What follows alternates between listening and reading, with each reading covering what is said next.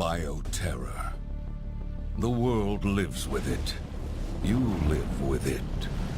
Viruses are stolen, re-engineered, misused with tragic results.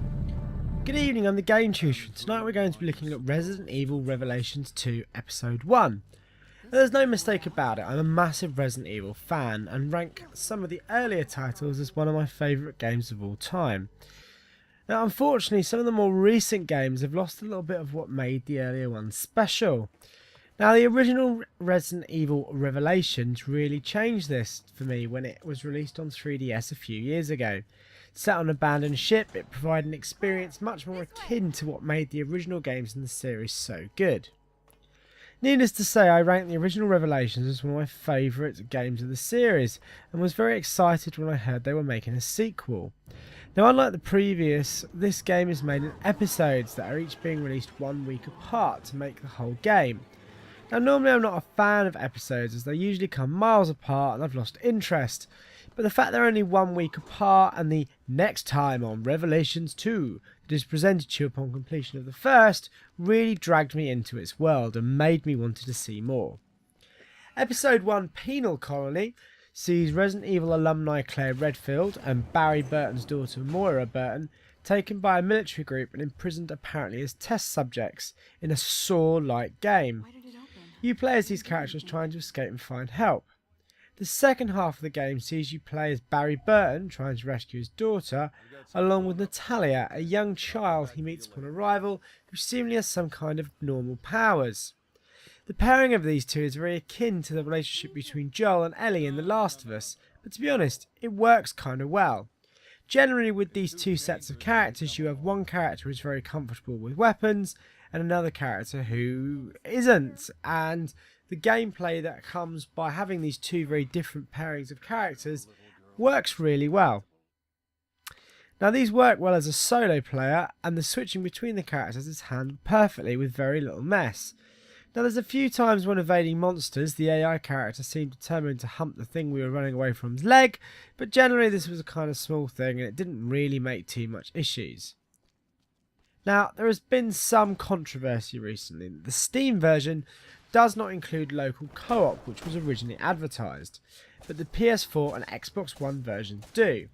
Now personally I'm not overly fussed by this, but something that will factor into your decision, then you really should bear this in mind. The relationship between the characters is excellent, and unlike normal Resident Evil games, the voice acting is actually pretty decent. A personal favourite of mine sees Barry making a quick remark about now who's the master of unlocking locks, right after using a crane full of logs to destroy a door. And this kind of dark, referential humour really adds to the experience.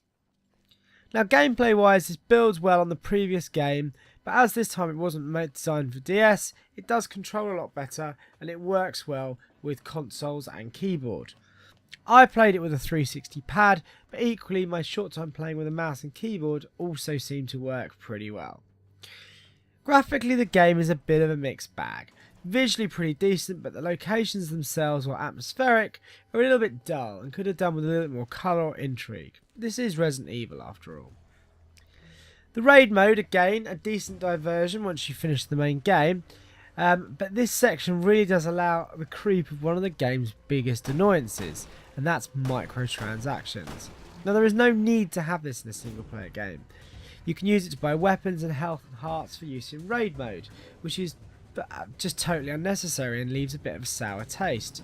Coupled with the local co-op that was removed from advertised on the Steam release right before sale, Capcom aren't exactly trying to win any PR competitions here.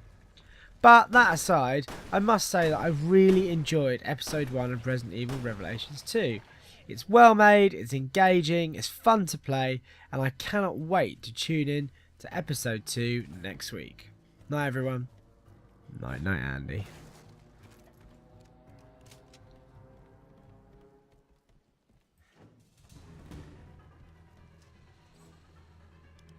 That should get the crane working.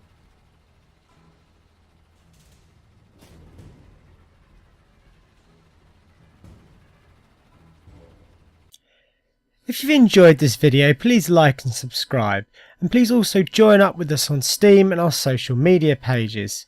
come visit us at www.thegametutor.co.uk, and also please come and be our patron on Patreon for a chance at cool prizes every month.